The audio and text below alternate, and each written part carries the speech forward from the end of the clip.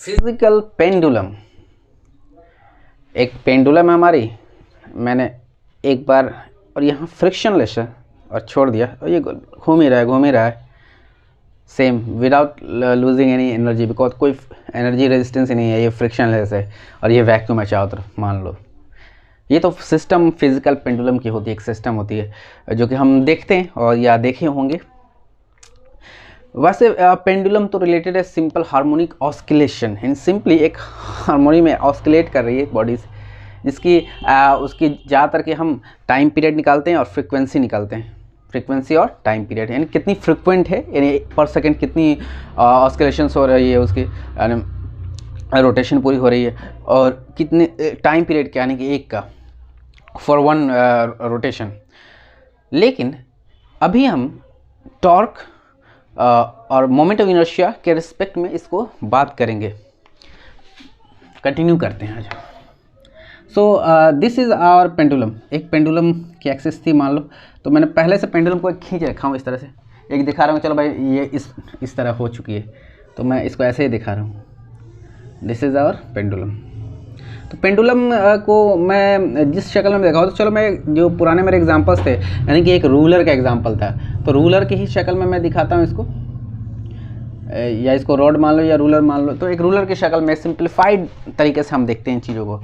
तो this is a ruler. Okay, ये एक पिन है जो इस पर इसको लटकाया हुआ है, ये पी इस पर ये और ये फ्रिक्शनलेस है। ये अजम्पशंस है हमारा कि फ्रिक्शनलेस है, कोई फ्रिक्शनल फोर्स नहीं लग रहा है ताकि ये रुक ना जाए। जैसे इसमें तो ये फ्रिक्शन लग रहा है, ये रुक जा रहा है कुछ देर बाद, लेकिन ये ऐसा होगा कि जितना एक्सेस तक ये इसकी एनर्जी मैंने मेंटेन कर दी, और फिर ये पोटेंशियल एनर्जी काइनेटिक में चेंज होगी, फिर काइनेटिक पोटेंशियल में चेंज होगी, फिर ये रोटेट करते रहेगी। ये हम एजम्पशंस करके चल रहे हैं कि ये फ्रिक्शनलेस पिन है, जिसको पॉइंट पी के नाम से दे दिया। अच्छा, इस पूरे रूलर की सेंटर ऑफ मास सी थी। सेंटर ऑफ मास यहाँ बीच में यूनिफॉर्म है तो सी बीच में होगी, या चलो यहाँ पे ये सेंटर ऑफ मास है, इसको मैं सी से लिख रहा हूँ, ठीक। अच्छा, ये पिन और ये सेंटर ऑफ मास के बीच में जो दूरी है, इसको मैं डी लिख देता हूँ कि डी दूरी है दोनों के बीच में, ठीक है। और अच्छा, तो यानी कि ये जो दूरी है ये चलो अब इसको ऐसे नहीं लिखते हैं, ये डी दूरी पे है। अच्छा, पूरी ये जो रॉड है पूरी हमारी, इसकी लेंथ एल है, यानी कि लंबाई जो पूरी इतनी बड़ी लंबाई है इसकी, तो ये एल लंबाई है, ये मान के चलते। और इसकी मास क्या है, एम है, ठीक है। इसकी मास एम है और एल लंबाई है, ठीक है। अच्छा, जब ये ऐसे इतना दूरी पे होगी, तो मान लो किसी भी वक्त पे इतनी दूरी पे, तो थीटा डिग्रीज पे, यानी एकदम ये ऐसे एक कोई लाइन अगर सीधी साधी नीचे की तरफ जाए तो उससे ये थीटा डिग्री पे है। यानी कि अगर वाई एक्सिस मैं मान लूँ इसको, अगर अपने लैंग्वेज में वाई एक्सिस कहूँ, या यूँ कहूँ किसी परपेंडिकुलर से या किसी नॉर्मल कहूँ, जो भी कहूँ, नहीं कि एक सीधी सारी एक अगर यहाँ पॉइंट पे से नीचे जा रही हो ज़मीन की तरफ, तो इससे मैं कह रहा हूँ इतने डिग्री थीटा डिग्री ये उठी हुई है, यानी कि इंक्लाइन कर गई, यानी कि मैंने खींचा हुआ है इसको, या ये अपने खुद रोटेशन में, तो एक टाइम पे ये इतने पर है, क्योंकि फिर अभी ये ऐसे जाएगी, कम होगी थीटा, ज़्यादा होगी, फिर इधर की तरफ थीटा होगी, फिर ये ऐसे बढ़ती जाएगी, घट जाएगी, ठीक है। तो ये तो ऑस्किलेट करेगी। तो हमारा ये जो एग्जांपल था, ये सिंपल पेंडुलम का एग्जांपल था, सिंपल पेंडुलम। और इसको हम SH सिंपल हार्मोनिक ऑस्किलेशंस में भी पढ़ेंगे, SHO। और बट यहाँ हम इसके टॉर्क के बारे में डील करेंगे, टॉर्क और मोमेंट ऑफ इनर्शिया के बारे में डील करेंगे। हाँ, लेकिन उस पार्ट में भी थोड़ी इंक्लाइन जाएंगे हम। तो अब मैं इतना तो समझ में आ गया जो मैंने कहा, ठीक है। अब यार ये जब इस पोजीशन पर रहेगी तो क्या क्या फोर्सेस एक्ट करेंगे इस पर हम डिस्कशन करते हैं। अच्छा, कुछ दिन पहले हमने पढ़ा था ये जो पिन पे और ये रूलर और पिन वाला जो मामला पढ़ा था कि पिन रूलर पर एक्ट करेगी और इन डायरेक्शन रूलर पिन पे एक्ट करेगा, या रूलर पिन पे एक्ट करेगी, फोर्स लगाएगी, फिर पिन भी रूलर पे लगाएगा, लेकिन कुछ होगा नहीं, यानी कि ज़ीरो हो जाएगी सिस्टम। और अगर फोर्सेस की भी बात करें, टॉर्क के हिसाब से बात करें, तो हम पॉइंट पी को ही रेफरेंस ले लेते हैं। जब पॉइंट पी ही को रेफरेंस ले लेंगे तो टॉर्क भी जीरो हो जाएगा हमारा, क्योंकि अगर दूसरे किसी रेफरेंस से लेते हैं तो टॉर्क जीरो नहीं होता। तो पॉइंट पी को हम रेफरेंस मान के चलेंगे यहाँ जब टॉर्क निकालेंगे, तो आर क्रॉस एफ लेंगे। अगर पॉइंट पी से कोई भी फोर्स अगर पॉइंट पी से गुजर रहा होगा तो आर तो जीरो हो गया, उसी पॉइंट पे फोर्स है, तो आर क्रॉस एफ जीरो हो गया, तो हमारा टॉर्क जीरो हो जाएगा। ये सब सारी चीज़ें हम पढ़ चुके हैं।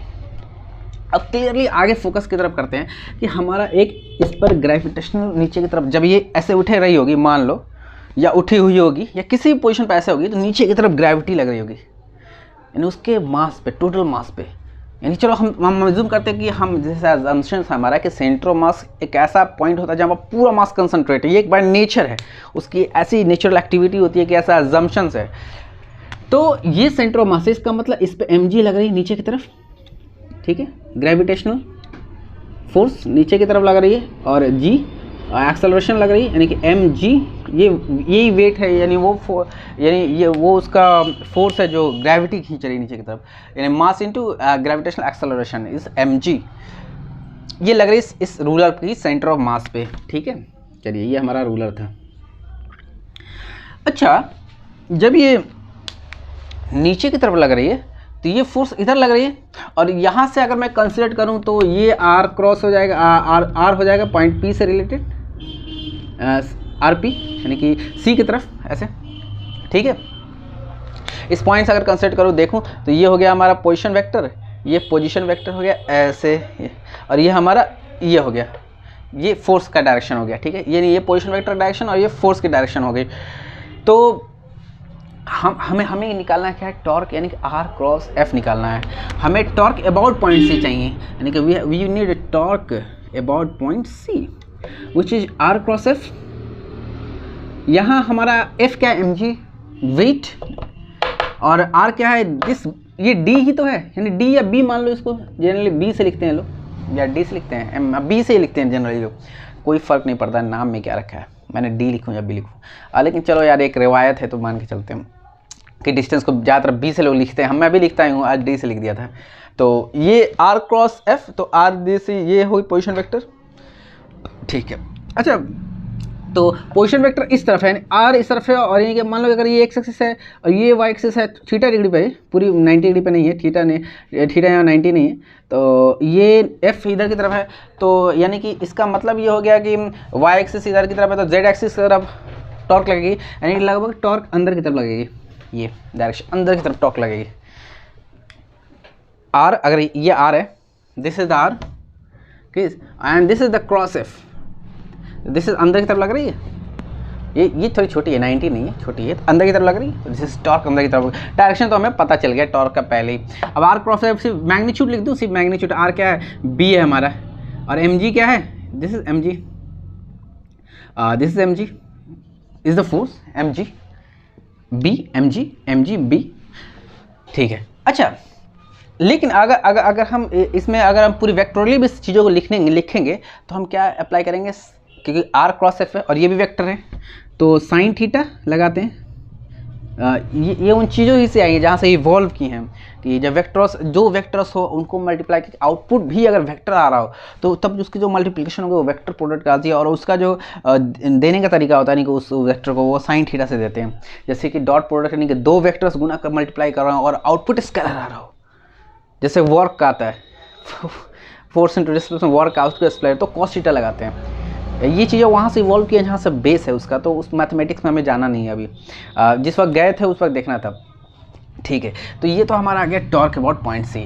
अच्छा, एक बात बताइए, ये टॉर्क क्या लग रहा है, ये ग्रेविटी खींच रही है, ग्रेविटी खींच रही है इस सिस्टम को, जिस सिस्टम की अपनी पोटेंशियल है यहाँ तक है, तो सिस्टम की जब यहाँ तक सिस्टम पहुँच चुका है तो सिस्टम की जो इनर्शिया है, मास है, यानी कि मोमेंट ऑफ इनर्शिया है उस वक्त की, कहेगी ना हम नहीं जाएंगे, और ये कहेगी ग्रेविटी नहीं, आपको चलना है, इधर घूमना है, ये कहेगी नहीं जाएंगे।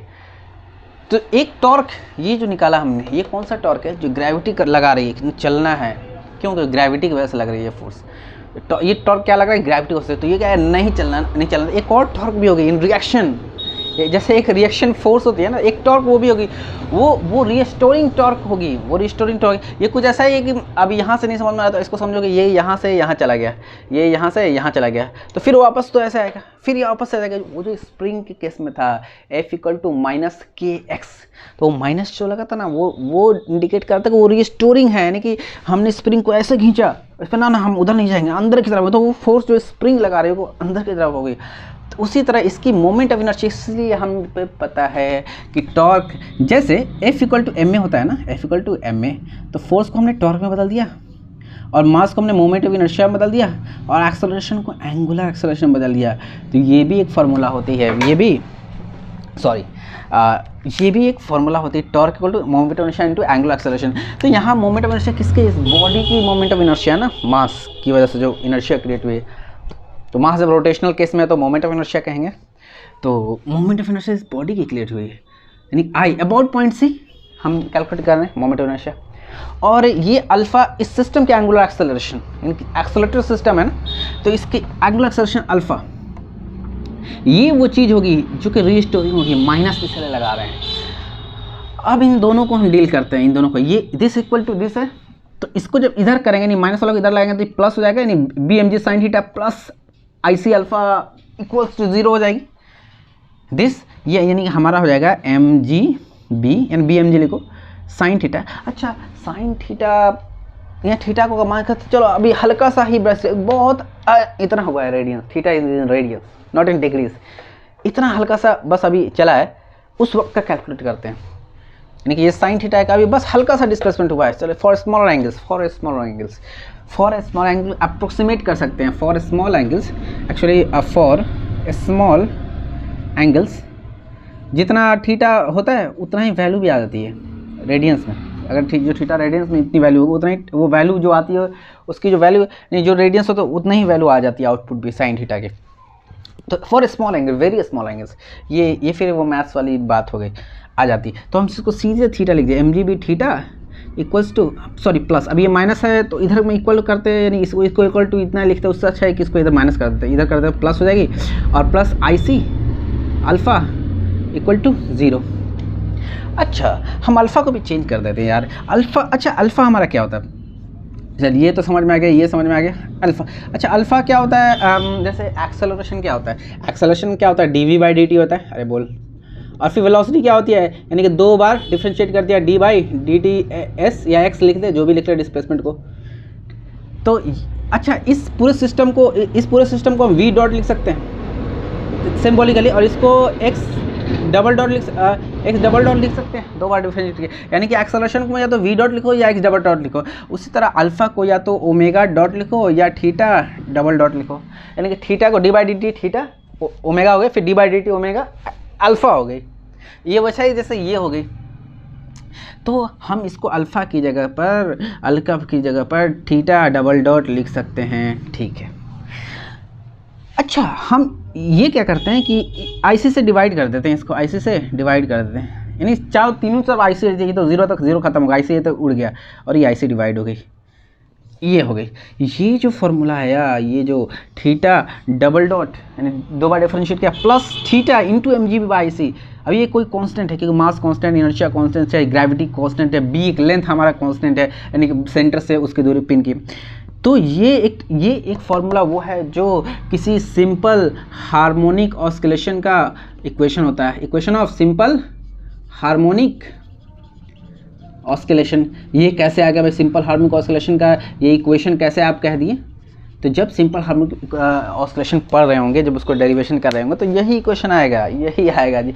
इसकी जो ये मूवमेंट होती है ना ऑस्किलेशन की, और इसके पूरी जो नेचर को ये डिफाइन करती है इक्वेशन। जैसे और भी इक्वेशंस होती हैं, जैसे और भी इक्वेशन, स्ट्रेट लाइन की इक्वेशन होती है, कर्व की इक्वेशन होती है, हर चीज़ की एक इक्वेशन होती है। उसी तरह इसकी भी तो एक इक्वेशन होती है, this is that body we define the oscillation of simple harmonic. अब कोई अगर इक्वेशन होती है, तो उस इक्वेशन का सॉल्यूशन भी तो होता है, हाँ, सॉल्यूशन ऑफ दैट इक्वेशन। जैसे simple A equal to B plus C equal to D equation है, या X plus B X equal to C. उसी तरह ये मान लो कि theta double dot plus theta A है, ये इसको पूरा को ए मान लो या एक्स मान लो इक्वल टू 0 है। ये पूरी इक्वेशन की सॉल्यूशन तो होगी, यानी कि वो नंबर, वो वैल्यू या वो चीज़ जो सेटिस्फाई कर दे, यानी कि इसको सॉल्व कर दे, that is the solution of the differential equation. और सिंपल हार्मोनिक ऑस्किलेशन केस में जो solution of the differential equation होता है वो एक साइन वेव होता है या एक कॉस वेव होता है।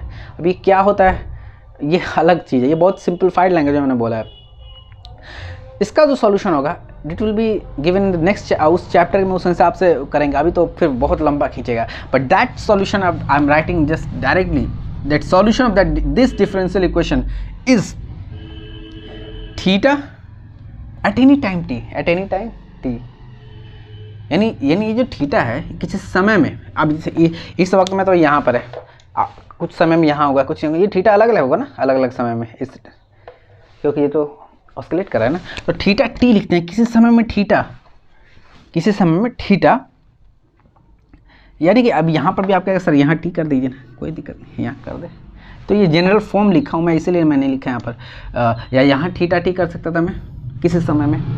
तो किसी समय में एक होगा थीटा मैक्स, क्या होगा, इक्वल टू थीटा मैक्स, यानी कि जब वो सबसे आगे बढ़ा होगा कि इतनी एनर्जी होगी उसमें, होगी सबसे हाईएस्ट पर पहुँच, उससे आगे नहीं पहुँचेगा, जितनी एनर्जी इंजेक्ट की होगी सिस्टम में और इनिशियल होगी, और चूँकि कोई फिर बाहर से तो एनर्जी लग नहीं रही है और लॉस भी नहीं हो रही क्योंकि फ्रिक्शन लेस है यहाँ पॉइंट, और कोई फ्रिक्शन लग हवा भी नहीं है, तो ये फिर उतनी ही दूरी तक ही जाएगी, conservation of energy, conservation of energy, तो थीटा मैक्स ही तक पहुँचेगी।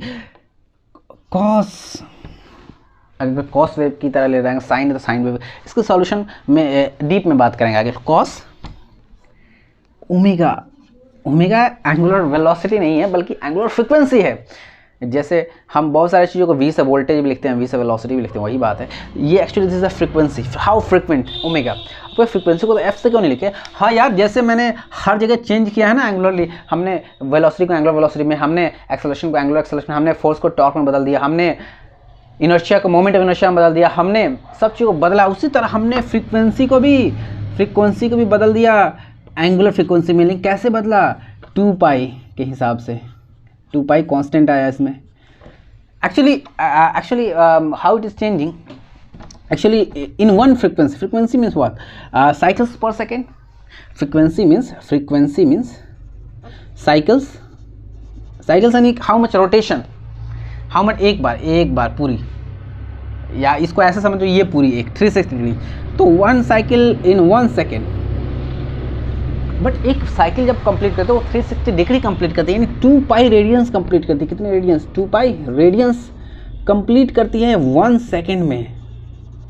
सो दिस पर second is this cycles per second, 2 pi radian एक साइकिल में होता है, और 1 साइकिल पर second is the frequency, is the frequency, and this 2 pi radian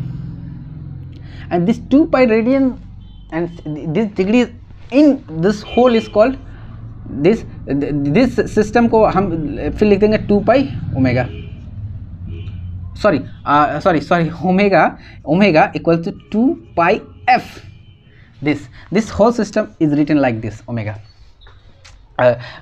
frequency, here is frequency, actually here is frequency, let me write this again, this is frequency 2 pi and f frequency, where frequency was what, frequency क्या थी हमारा, cycles in per second था, and 1 cycle in 1 second, या 2 cycle in 1 second, या 100 cycle in 1 second, 100 hertz. तो ये frequency को अगर साइकिल्स में इनपुट करते कि डिग्रीज भी इनपुट करते, यानी कि 2 pi cycles per second is the omega, this is the omega, 2 pi F, omega is 2 pi F, तो सिंप्लीफाइड लिखते हैं omega is 2 pi F, this is the more important thing we have to write. और फिर अगर time period निकालना हो, time क्या होगा, तो 1 by omega, sorry 2 pi by omega, 2 पाई, क्योंकि फ्रीक्वेंसी 1 बाई टी होती है ना, फ्रीक्वेंसी साइकिल्स पर सेकेंड, तो पर सेकेंड 1 बाई टी, तो साइकिल्स पर सेकेंड, तो फ्रीक्वेंसी साइकिल्स पर सेकेंड, तो टाइम सेकेंड पर सेकेंड आती है उसकी, तो उल्टा कर देंगे तो सेकेंड आ जाएगी, इसलिए टाइम की क्या होती है 1 बाई एफ होती है, T equal to 1 by F होता है। तो जब this time 2 pi by omega, but actually हम चाहें तो सिर्फ 2 पाई हटा के सिर्फ ओमेगा ही पलट दे, यानी time period for that omega करना चाहे तो सिर्फ सिंपली 1 बाई ओमेगा कर सकते हैं, जैसे T equal to 1 by F कर देते हैं। लेकिन अगर सिर्फ इस एफ की टाइम पीरियड निकालना चाहते हो, 2 पाई वाला हट जाएगा और 2 पाई बाई ओमेगा हो जाएगा। This are the 2 main important thing you have to know this इस जगह पर। अच्छा, तो अब हम अपने केस की बात करते हैं, क्योंकि अभी हम SHM में घुसे नहीं, हम तो अभी टॉक्स में डील कर रहे हैं, तो एक्चुअली ये हमारा मेन मुद्दा ये है। तो इसकी सॉल्यूशन क्या होगी, यानी कि इस डिफरेंशियल इक्वेशन की सॉल्यूशन क्या होगी, cos omega T is what, omega was cycles per second, यानी कि radiance 2 pi radiance cycles per second into that second cut गया, 2 पाई रेडियन बचा। what this means, 2 pi radian, how much degrees second cut गया ना, तो सिर्फ 2 पाई बचा इसमें, omega 2 pi by F, and this is T, F is पर T, So actually what I am writing, so omega t is what? Omega is a 2 pi f into t. तो this f is 1 by t, तो t से t cut गया, so this is 2 pi radians. So actually this is cos 30 degree, 50 degree, 120 degree. So it is 2 pi. This is actually what means 360 degree plus 5. Plus 5 का मतलब 360 degree से फिर कितने आगे, ये मतलब प्लस 5 का मतलब 360 डिग्री से कितना आगे। ये अगर मैं एक वेव्स बनाऊँ इसकी, तो कॉस वेव यहाँ से शुरू होती है, यानी कि 0 cos 0 1 होते हैं, यानी 1 है, ये -1 है मान लो, cos 0 1 ऐसे। तो if this is the whole 0 degree, this is 90 degree in pi, and this is 2 pi 360। तो अब 360 डिग्री प्लस 5, यानी कि मान लो यहाँ पर है सिस्टम इस पॉइंट पे, तो this is 360 degree plus 5। Okay, if I am talking about this system, तो 360 डिग्री प्लस 5 अगर यहाँ से शुरू है, तो ये मतलब है यहाँ पर ये, तो ये किस चीज़ को एक्चुअली दिखाया, ये इसी को दिखाया गया है कि actually if this rotation like that, तो हमने क्या किया, काट दिया, इसको आधा कर दिया। जब आधा कर दिया तो इसको हम ऐसे, इसको आगे ऐसे लिख सकते हैं, this what like this is going around like that.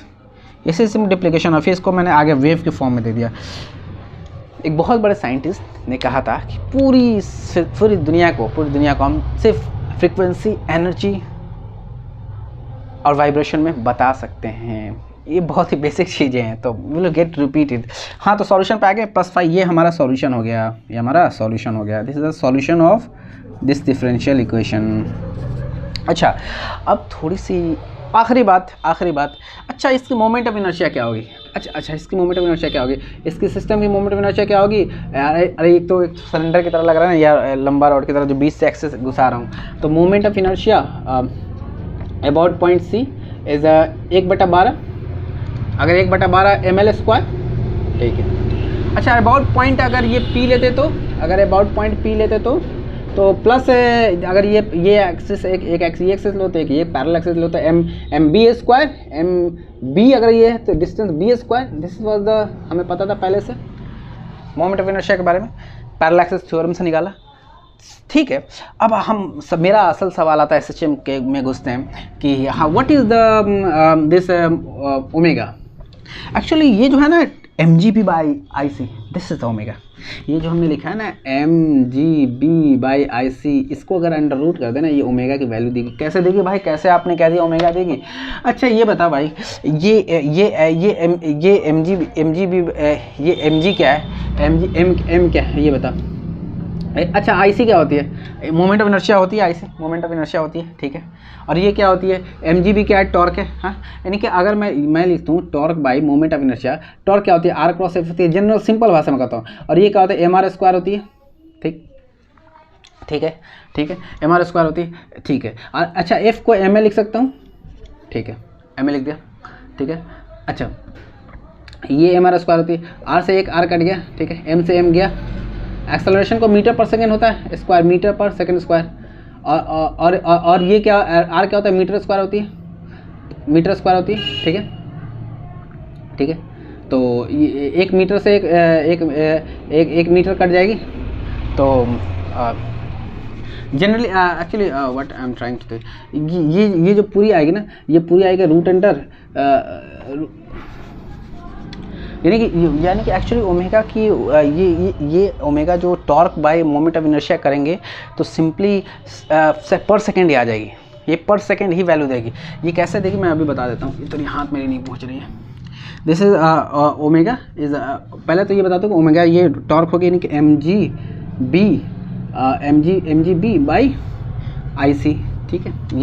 ये वाली value M G by I C will be this omega. कैसे होगी?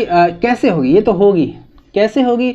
अब देखिए, ये m क्या, मास क्या, kg है, ठीक है। g क्या है? मीटर पर सेकंड स्क्वायर है, ठीक है। b क्या लेंथ है? मीटर, ठीक है, इतना हो गया, ठीक है। ic क्या है? Moment of inertia, m r square है, m r स्क्वायर होती है ना मोमेंट ऑफ इनर्शिया, ठीक है। m से m गया एक, ठीक है। ये पर सेकेंड स्क्वायर नीचे उतर गया, ठीक है। अच्छा, और मैं इसको एम जी बी के फॉर्म में नहीं लिखता हूँ, एफ के फॉर्म में लिखता हूँ।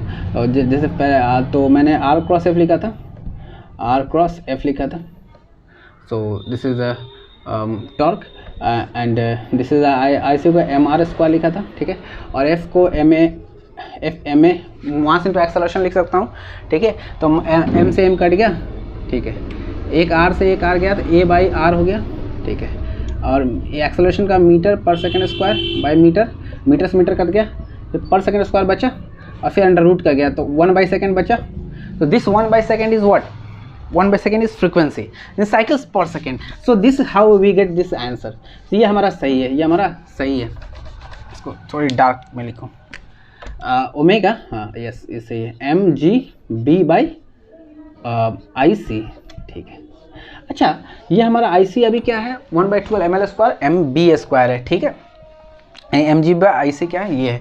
तो इसकी जगह पर मैं ऐसा लिख सकता हूँ omega equal to root under, ये पहले इसको चेंज कर दूँ टाइम में। अच्छा टाइम पीरियड क्या होती है, 2π/ओमेगा, तो 2π/ओमेगा करता हूँ तो 2π/दिस ओमेगा, तो ये पलट जाएगी पूरी की पूरी, तो 2π अंडर रूट IC ऊपर चली जाएगी बाई mgb, ठीक।